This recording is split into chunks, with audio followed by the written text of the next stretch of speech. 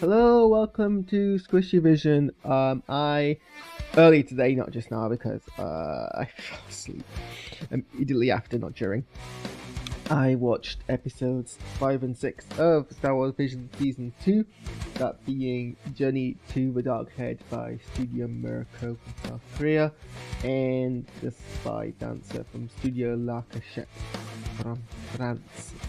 I enjoyed these two. I think I enjoyed episode 6 more.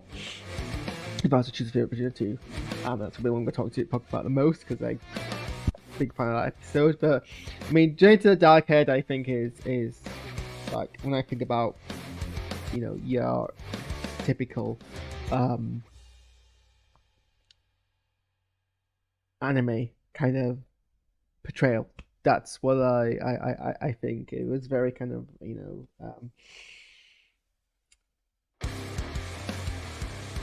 just like the character design, the party sequences, the even like the way the plot is like setting up to one thing, and then there's this kind of reveal, and everyone has this kind of revelation moment. And there's like then that wham kind of ending kind of deal. Very much hits all those kind of aspects. I'm not entirely sure who like the protagonist is, because like it doesn't really explain. I mean, I guess it doesn't need to, but I don't like what was she like. I mean, like what was her role with in the Jedi Temple is what I mean. Like was she? I think she was like just a mechanic, but like it seems odd that she would be allowed to then go and so explain why she is like given that kind of right to go and speak to the council. Again, it doesn't need to be. That's just what was on my mind. It was kind of I was trying to figure out if I kind of knew what that was about. But it's not like it's not like Screech's Reacher's main island. That's why all the cast are Irish. I was wondering about that. It makes sense. That checks out.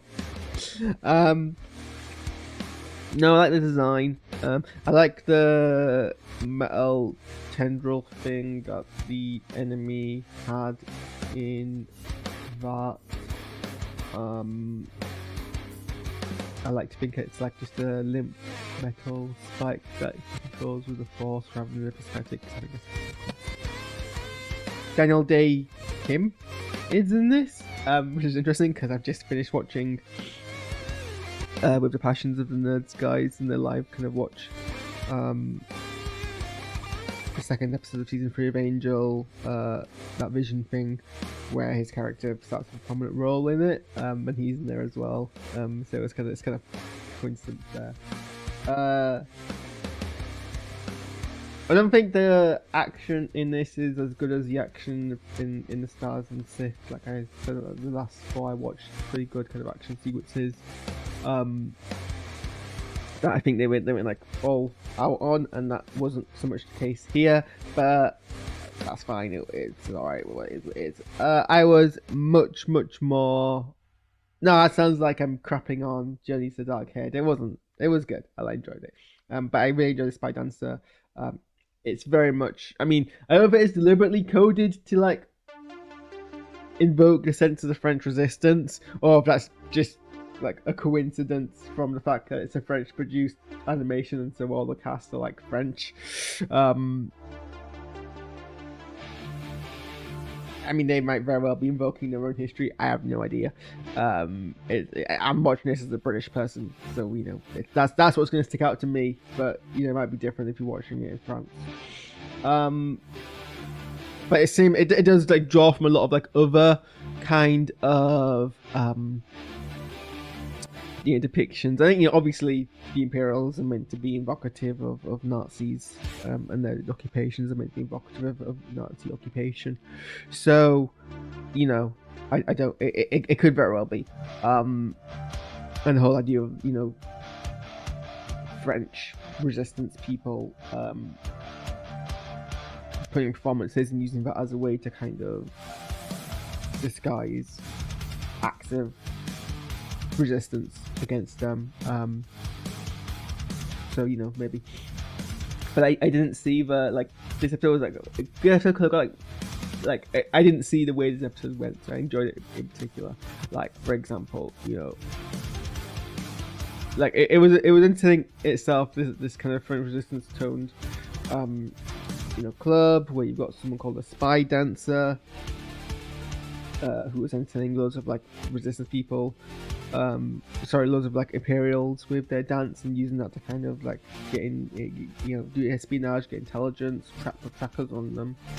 And then the idea that she was distracted because of a PTSD related trauma from seeing someone who she believed was the Imperial who attacked a village, and then kind of delving into that, and then you realize that this is the one who this is the person who like stole her child and killed all of her like villagers. Just exploring that, and then her going on this kind of like suicidal assassination like rampage. Only then to realize that this Imperial isn't the one who stole her son. It is her son, having been brainwashed as an Imperial.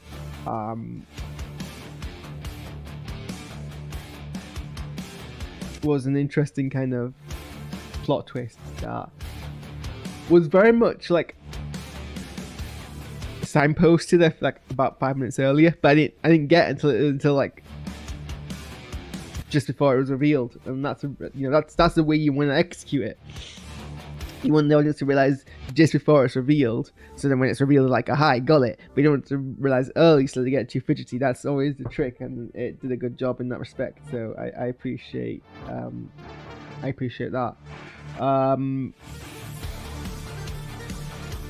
Excuse me.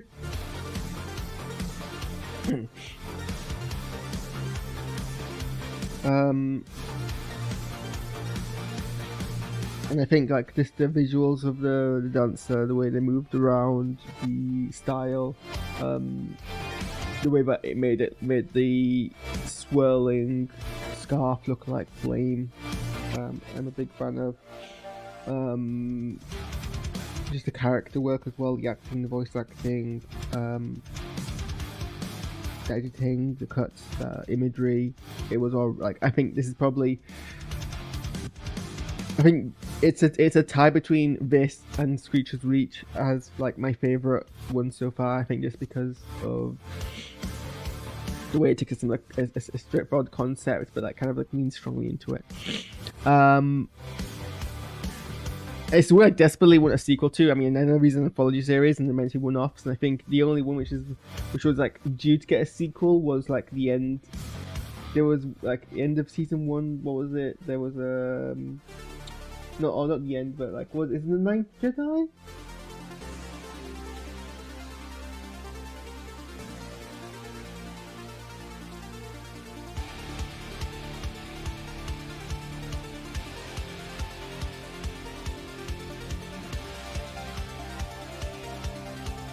I feel like when Ninth Jedi was one which was like due to get a sequel, but